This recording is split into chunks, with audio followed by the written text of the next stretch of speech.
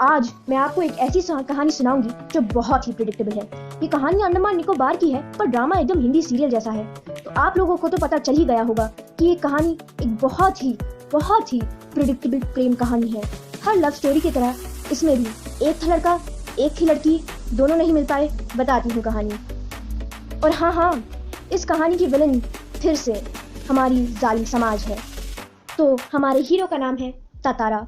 वो पासा का वासी था, बड़ा ही अच्छा दिखता था, कमर में एक तलवार बांधे हुए हमेशा रहता था, वो भी लकड़ी की। वहाँ के गांव वाले उससे बहुत प्रेम करते थे। अब गांव के लोग उसे क्यों इतना प्रेम करते थे? क्योंकि वो सबकी मदद करता था, जो बुलाए उसके पीछे चला जाता था।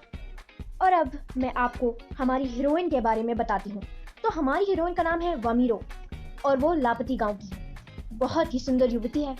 तो हर प्रेम कहानी की तरह हमारा हीरो और हमारी हीरोइन एक खूबसूरत से सेटअप पे मिलते हैं, जहाँ पर समंदर की लहरें लहरा रही हैं और सूरज डूब रहा है।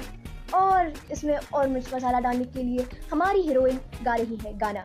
एक मधुर सी आवाज सुनते ही तातारा पता लगाने की कोशिश करता है कि ये आवाज कहाँ से आ रही है।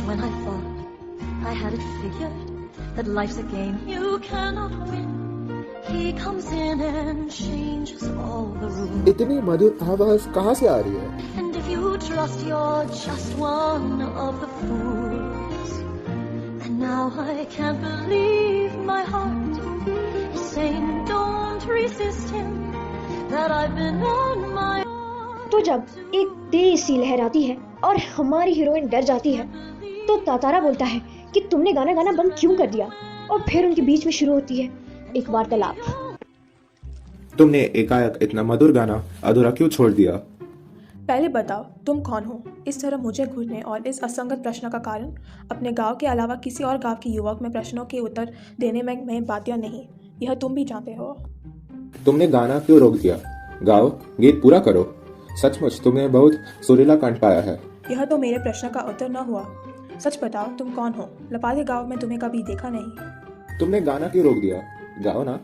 तीर्था का हद है। मैं जब से परिचय पूछ रही हूँ और तुम बस एक ही राग लाभ रहे हो। गीत गाओ, गीत गाओ। मुझे माफ कर दो, जीवन में पहली बार इस तरह विस्तृत हुआ हूँ। तुम्हें देखकर मेरी चेतना लुप्त हो गई थी। मैं तुम्हारा रास्ता छोड़ दूंगा, बस अपना नाम बता दो। वामीरो मेरा नाम तातारा है। कल मैं इसी चट्टान पर प्रतीक्षा करूंगा। तुम्हारी बात जाऊंगा, जरूर आना। नहीं, शायद कभी नहीं। वामीरो, वाह कितना सुंदर नाम है। फिर तातारा वमीरो की प्रतीक्षा दूसरे ही दिन समंदर के पास करता है। वमीरो आने में देर कर देती है, पर वो आती जरूर है। फिर क्या होता है कि वो डरी डरी सहमी आती है, मिलके जाती है। फिर कहानी ऐसे ही चलती जाती है। अब बुरी खबर ये थी कि लापती के कुछ लोगों ने तातारा और वमीरो को मिलते हुए देख लिया था, और हर कहानी की तरह इस वजह से कुछ तो होगा ना। अब दोनों गांव को मिलवाने के लिए एक मेला लगता है, जहाँ पर तातारा वमीरो को ढूंढने में ज़्यादा दिलचस्पी रखता है। ढूंढते ढूंढते उसकी आंख वमीरो पे पड़ती है और वमीरो बड़ी उदास होती है। जब तातारा वमीरो के पास जाता है और उससे पूछता है कि क्या हुआ वमीरो, वो जोर जोर से रोने लगती है। उसके रोने की आवाज़ सुन के उसकी माँ आती है और तातारा को बुरा भला सुनाने लगती है। उसके बाद धीरे धीरे सारे गाँव वाले जमा हो जाते हैं और वो भी तातारा को बुरा सुनाने लगते हैं। जब सारे गांव वाले तातारा की बुराई करते हैं तो तातारा को गुस्सा आ जाता है, तो वो निकालता है अपनी अद्भुत सी लकड़ी वाली तलवार और उसे ज़मीन में घोंप देता है और हर जगह सन्नाटा छा जाता है। ये इश्क नहीं आसान, इतना समझ लीजिए, एक आग का दरिया है और डूब के जाना है। और इस दो लाइनों की तरह हमारा हीरो डूब जाता है। अपनी ज़िंदगी में ऐसा एपिसोड देखकर जालिम समाज ये फैसला लेते हैं कि वो अपनी बेटियों और अपने बेटों की शादी एक दूसरे के गांव में कराएंगे।